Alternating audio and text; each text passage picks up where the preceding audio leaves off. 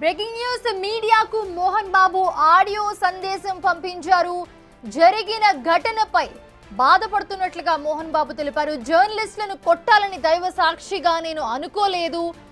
విజయవాడలో ఒకప్పుడు నేను కూడా ఉద్యోగినే అని చెప్పారు. ఆయన కొట్టడం తప్పే, కానీ సందర్భాన్ని మీరు కూడా అర్థం చేసుకోవాలి అని చెప్పి మోహన్ బాబు ఒక ఆడియో నోట్ను విడుదల చేశారు. సో దానికి సంబంధించి మనం చూస్తున్నాము. జర్నలిస్ట్ని కొట్టాలని దైవ సాక్షిగా నేను అనుకోలేదు, కొట్టాలనే ఉద్దేశం కూడా నాకు లేదు. విజయవాడలో ఒకప్పుడు నేను కూడా ఉద్యోగినే, కొట్టడం తప్పే, కానీ సందర్భాన్ని మీరు కూడా అర్థం చేసుకోవాలి అని చెప్పి మోహన్ బాబు చెప్తూ ఉన్నారు.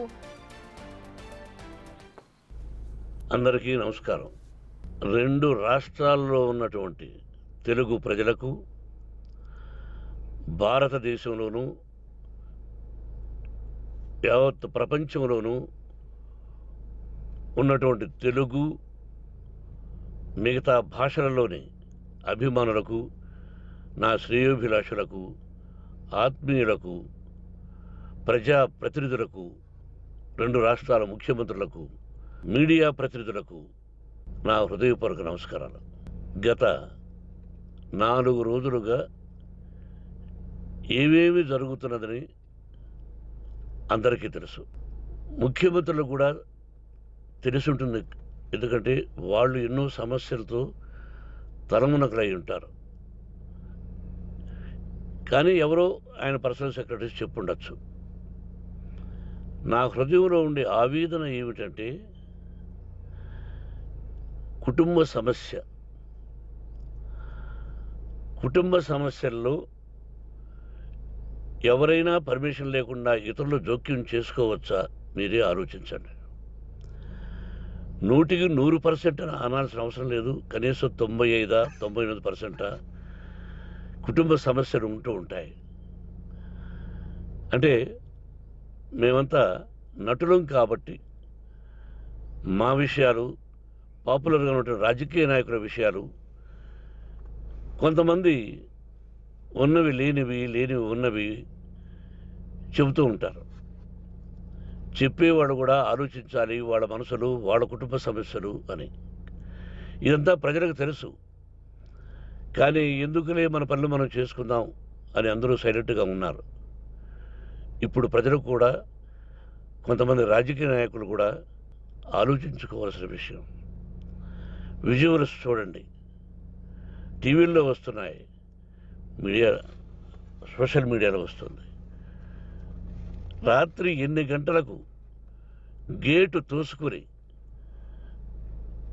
నా బిడ్డ మనోజ్ కుమార్ వచ్చాడు. అది రైటా రాంగా పర్సనల్ విషయం, తర్వాత మాడుకోవచ్చు. పత్రికాధిపతులు, అది పత్రికా సోదరులు 4 రోజుల నుంచి నా ఇంటి ముందు మనుషులను పెట్టుకుని, వ్యాన్లు పెట్టుకుని అలా ఉండడం ఎంతవరకు న్యాయం? నేను అప్పటికీ బయట పోతున్నప్పుడు చెప్పాను, అందరికీ నమస్కారం అయ్యా, మీకు కుటుంబ సభ్యులు ఉన్నారు, దయచేసి నా సమస్యను నేనే పరిష్కరించుకుంటాను నా బిడ్డలతో, దీన్ని చిలవలు పరవలు చేయొద్దండి, దయచేసి నన్ను గౌరవించండి, నేను ప్రజలకు ఏం చేస్తున్నాను ఒక విద్య ద్వారా అనేది మీకు తెలుసు, నటుడిగా మీ అందరికీ తెలుసు, ఒక రాజ్యసభ సభ్యుడిగా మీకు తెలుసు, ఎంత క్లీన్ చిట్టుతో వచ్చానో రాజ్యసభ సభ్యుడిగా.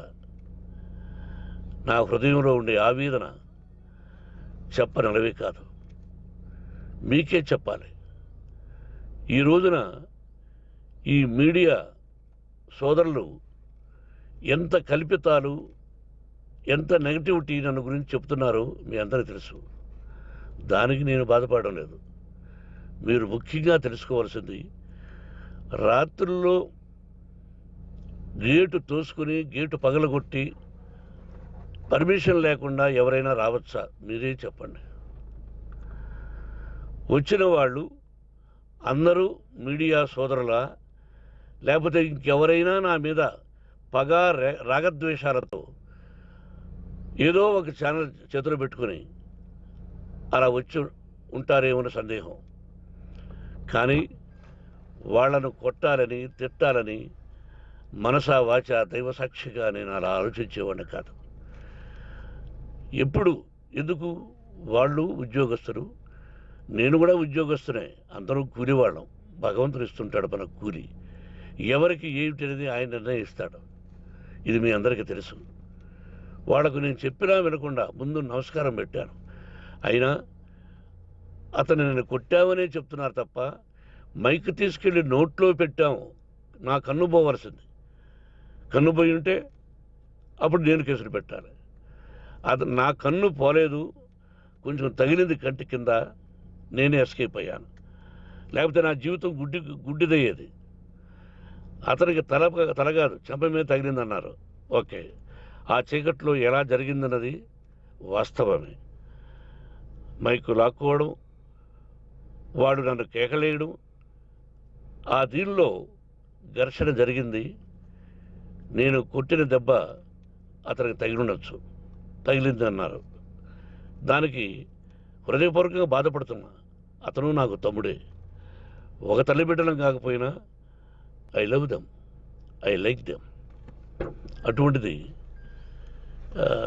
ఈ రోజుకి బాధపడుతున్నా నేను. అయ్యో, అతని భార్య ఎంత బాధపడుతుందో, అతని పిల్లలు ఎంత బాధపడుతున్నారో అని నేను ఆలోచిస్తున్నా.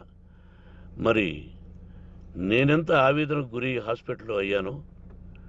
నటించింది సినిమాలో నటిస్తాను తప్ప నిజ జీవితంలో నటించాల్సిన అవసరం లేదు. నాకున్నది ఒకటి ధైర్యం, సాహసం. నీతిగా, న్యాయంగా, ధర్మంగా బ్రతకాలన్నది నా ఆలోచన. ఎందుకు కొట్టాలి? గేటు బయటుండి నేనేమైనా అసభ్యకరంగా వాళ్ళని కొట్టుంటే డెఫినెట్గా నా మీద 50 కేసులు కాదు 100 కేసులు పెట్టి నన్ను అరెస్ట్ చేయొచ్చు. లేకపోతే నేనే పోలీస్ స్టేషన్ పోయి, అయ్యా ఆవేశంలో నా ఇంటి బయట ఉన్న వాళ్ళను కొట్టాను, నాది తప్పే అని పోలీస్ స్టేషన్కి ధైర్యంగా పెడతాను. కానీ ఇంటి లోపలికి వచ్చి నా ఏకాగ్రతను, నా మనశ్శాంతిని భగ్నం చేశాడు. ఆల్రెడీ నా బిడ్డ చేస్తున్నాడు. అయినా నీ కన్నబిడ్డ, ఎప్పటికీ నీ కన్నబిడ్డే. ఏదో ఒక రోజున న్యాయం జరుగుతుంది, మేము కూర్చొని మాట్లాడుకుంటాం. దీనికి మధ్యవర్తులు అక్కర్లే. కుటుంబ సమస్యలకు బయట వాళ్ళని పిలిపించి ఇలా చేయండి, మీరు ఇలా మాట్లాడండి అని చెప్పక్కర్లే. కట్టు బట్టలతో మద్రాసుకు వెళ్ళేవాడిని. ఆల్రెడీ మీకు చెప్పాను. పైసా లేకుండా కట్టుబట్టలతో, చెప్పులు సగం కింద అరిగిపోయి అలా వెళ్ళినవాడిని. మా తల్లిదండ్రులు అద్భుతమైన జన్మను ప్రసాదించారు. ఒక్క పైసా ఇవ్వాల.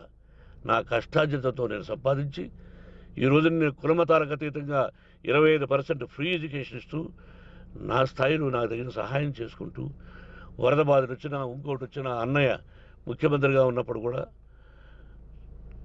ఎన్నో చేశాను.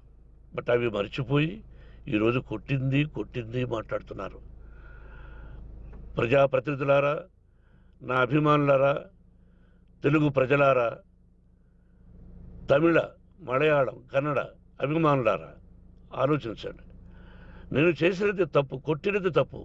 ఏ సందర్భంలో కొట్టాల్సి వచ్చింది? మీ ఇంటికి దూరితే ఒప్పుకుంటారా? మీ ఏకాగ్రతను భగ్నం చేస్తే ఒప్పుకుంటారా? మీరే ఆలోచించండి. న్యాయాధిపతులు కానీ, ప్రజాప్రతినిధులు కానీ, అభిమానులు కానీ, వ్యాపారస్తులు కానీ, ఇదే మీడియా ప్రతినిధులు కూడా వాళ్ళ ఇళ్ళలోకి ఎవరైనా దూరి, మన గురించి ఇలా రాశావు అని ఆ ఇళ్ళలోకి ఒక 10 మంది వెళితే వాళ్ళు దండం పెట్టి పంపిస్తారా? ఏం చేస్తారు చెప్పండి.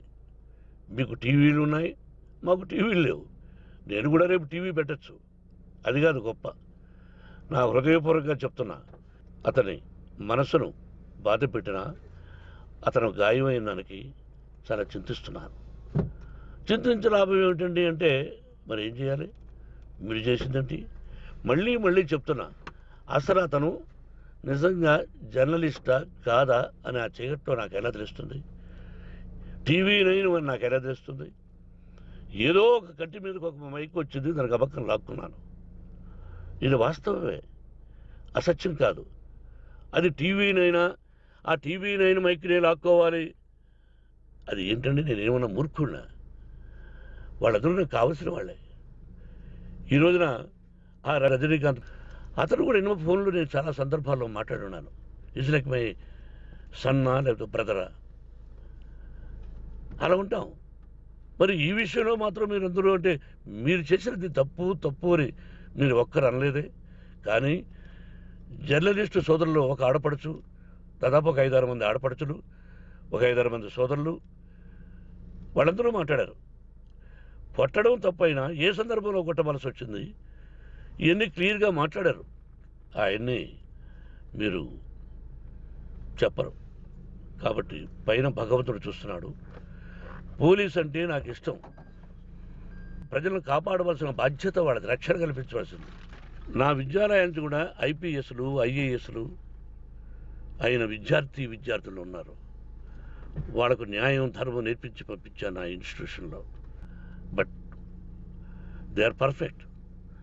కొంతమంది ఐపీఎస్లు ఐఏఎస్లు డీసీపీలు ఇలా చాలామంది ఉన్నారు. బట్ ఎక్కడెక్కడో పనిచేస్తున్నారు. వాడు నా బిడ్డలు. మరి వాళ్ళు కూడా పోలీసు ఉద్యోగస్తులే కదా, న్యాయంగా ఉన్నారు కదా. కానీ ఇక్కడ మాత్రం ఏకపక్ష నిర్ణయం ఏమి చేస్తున్నారో మీరే ప్రజలారా చూడండి, ఆలోచించండి. నేను న్యాయమా అన్యాయమా, నేను చేసింది న్యాయమా అన్యాయమా మీరే ఆలోచించండి. నా ఇంటికి తలుపులు బద్దలు కొట్టి రావడం న్యాయమా? మీరే చెప్పండి. ఎల్లప్పుడూ మీ ఆశీస్సులు కోరుకునే మీ మోహన్ బాబు. నమస్కారం. అందరికీ నమస్కారం. 2 రాష్ట్రాల్లో ఉన్నటువంటి తెలుగు ప్రజలకు, భారతదేశంలోనూ యావత్ ప్రపంచంలోనూ ఉన్నటువంటి తెలుగు మిగతా భాషలలోని అభిమానులకు, నా శ్రేయోభిలాషులకు, ఆత్మీయులకు, ప్రజాప్రతినిధులకు, 2 రాష్ట్రాల ముఖ్యమంత్రులకు, మీడియా ప్రతినిధులకు నా హృదయపూర్వక నమస్కారాలు. గత 4 రోజులుగా ఏమేమి జరుగుతున్నదని అందరికీ తెలుసు. ముఖ్యమంత్రులు కూడా తెలుసుంటుంది. ఎందుకంటే వాళ్ళు ఎన్నో సమస్యలతో